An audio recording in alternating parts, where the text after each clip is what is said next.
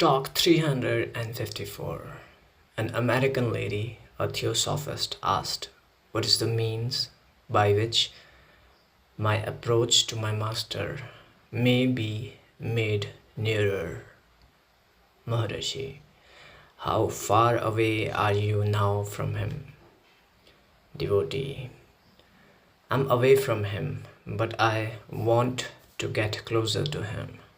Maharishi, if you first know yourself, you may then find out how far away the other is.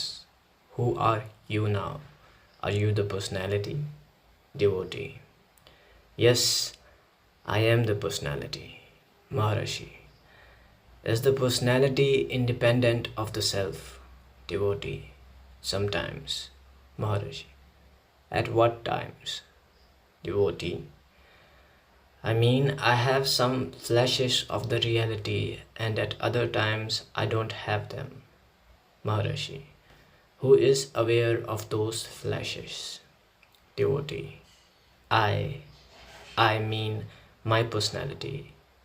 Maharishi, is this personality aware as being apart from the self? Devotee, which self? Maharishi, which do you consider the personality to be? Devotee, the lower self. Maharishi, then I mean to ask if the lower self is aware independently of the higher self. Devotee, yes, at times. Maharishi, who feels that she is away from the master just now? Devotee, the higher self. Maharishi, does the higher self have a body and say that the master is away from it? Does it speak through your mouth? Are you apart from that? Devotee, can you kindly advise me how I can train myself to be aware of what I do even without the body, as in sleep? Maharishi, awareness is your nature. In deep sleep or in waking, it is the same. How can it be gained afresh? Devotee, but I don't remember what and how I did in my sleep. Maharishi, who says I don't remember? Devotee, I say now. Maharishi, you were the same then. Why do you not say so in sleep? Devotee, I don't remember what I say in sleep. Maharishi, you say I know, I remember in the wakeful state. The same personality says I didn't know, I didn't remember in sleep. Why does not this question arise in sleep? Devotee, I don't know what happens in sleep. That is the reason I ask now. Maharishi, the question affects the sleeping phase and must be raised there. It doesn't affect the waking phase, and there is no apparent reason for this question. The fact is that you have no limitations in sleep, and no question arises. Whereas now you put on limitations, identify yourself with the body, and questions of this kind arise. Devotee, I understand it, but don't realize it.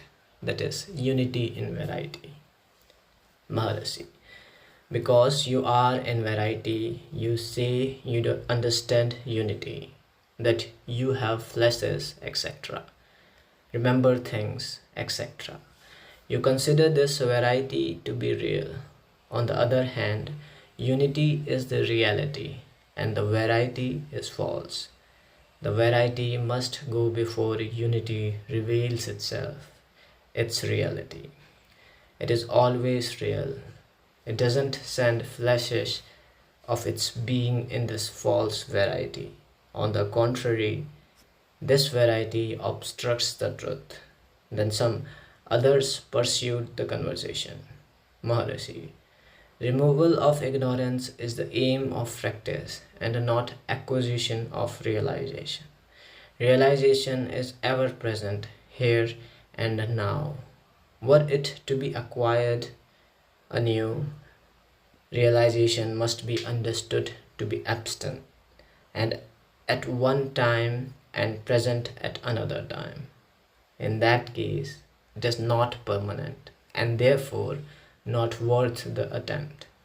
But realization is permanent and eternal and is here and now. Devotee. Grace is necessary for the removal of ignorance. Maharishi. Certainly. But grace is all along there. Grace is the self. It is not something to be acquired. All that is necessary is to know its existence. For example, the sun is brightness only. He doesn't see darkness. Whereas others speak of darkness fleeing away on the sun approaching. Similarly, ignorance also is a phantom and not real because of its unreality, its unreal nature being found. It is said to be removed. Again, the sun is there and also bright. You are surrounded by sunlight. Still, if you would know the sun, you must turn your eyes in his direction and look at him. So also grace is found by practice alone, although it is here and now.